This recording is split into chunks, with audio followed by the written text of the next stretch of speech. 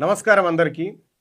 ఇవాళ తెలంగాణ రాజ్యాధికార పార్టీ శాఖలుగా విస్తరించడంలో భాగంగా అన్ని వర్గాల ప్రజల సమస్యలను భుజానెత్తుకోవడంలో ముందుంటుంది. మరీ ముఖ్యంగా మహిళలకు, అలాగే యువకులకు, విద్యార్థులకు, వీళ్ళందరి పక్షాన, అలాగే వ్యవసాయదారులకు, కార్మికులకు, వీళ్ళందరి పక్షాన నిలబడి పోరాడేందుకు ఆయా ప్రత్యేక శాఖలను నియమించడం జరుగుతూ ఉంది. అందులో భాగంగా తెలంగాణ రాజ్యాధికార పార్టీ విద్యార్థి విభాగాన్ని ప్రారంభిస్తూ ఉన్నాం. ఈ విద్యార్థి విభాగం తెలంగాణ రాష్ట్రంలో ఉన్నటువంటి విద్యార్థులు, విద్యా సంస్థలు, అలాగే యూనివర్సిటీలు, అక్కడ విద్యార్థులు ఎదుర్కొంటున్నటువంటి సమస్యలు కానీ, అలాగే సంక్షేమ హాస్టళ్లలో జరుగుతున్నటువంటి ఇబ్బందులు కానీ, వీటన్నిటిపైన పోరాటం చేయడం కోసం తెలంగాణ రాజ్యాధికార విద్యార్థి సేనను ప్రకటిస్తూ ఉన్నాం ఈ సందర్భంగా. అలాగే తెలంగాణ రాజ్యాధికార విద్యార్థి సేన లోగోను మనం ఒక్కసారి చూద్దాం. దాంట్లో కూడా ఆ లోగో కూడా చాలా అర్థవంతమైనటువంటి లోగోను మనం తీసుకురావడం జరిగింది.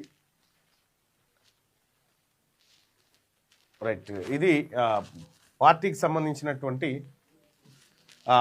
ఇది ఏది టీఆర్విఎస్కి సంబంధించినటువంటి లోగో. తెలంగాణ రాజ్యాధికార విద్యార్థి సేన అంటే సేనాను ఎందుకు పెట్టినామంటే, ఓవైపు విద్యా వ్యవస్థ పైన పోరాటం చేస్తూనే ఆయా జాతులకు రావాల్సినటువంటి వాటా పైన ఈ విద్యార్థి లోకమంతా ఒక సైన్యంలా తయారై ముందుకు రాబోతా ఉంది. అందుకోసమే టీఆర్విఎస్ అని పెట్టడం జరిగింది. టీఆర్విఎస్కి అలాగే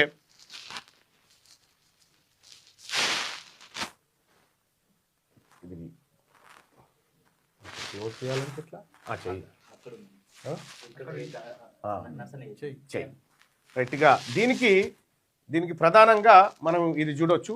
టీఆర్విఎస్ అనేది ఇది జెండాగా ఉండబోతా ఉంది. ఇక్కడ మనకు పుస్తకాలకు ఒకవైపు, ఆ తర్వాత పుస్తకాల్లోంచి విద్యా సంస్థల్లోంచి ఒక పోరాట నాయకత్వాన్ని బయటికి తీయాలనేటువంటి సంకల్పంతో ఈ విధానాన్ని రూపొందించడం జరిగింది. దీన్ని ఇవాళ నాతో పాటు తెలంగాణ రాజ్యాధికార పార్టీ ఉపాధ్యక్షులైనటువంటి ఉదయ్ యాదవ్ గారు, అలాగే జనరల్ సెక్రటరీగా ఉన్నటువంటి మా అన్న గౌరవనీయులు అశోక్ గారు, అలాగే క్రమశిక్షణ కమిటీ చైర్మన్గా ఉన్నటువంటి మన నరసన్న గారు, అలాగే సోషల్ మీడియా బాధ్యులు నా పొలిటికల్ సెక్రటరీగా ఉన్నటువంటి వెంకటేష్ గారు, ఇంకా రాజు గారు, మిగతా మిత్రులు అందరు కూడా ఈ కార్యక్రమంలో పాల్గొంటూ ఉన్నారు. మన వరంగల్ కన్వీనర్ కానీ మిగతా మిత్రులు కానీ అందరు కూడా ఇందులో పాల్గొంటూ ఉన్నారు.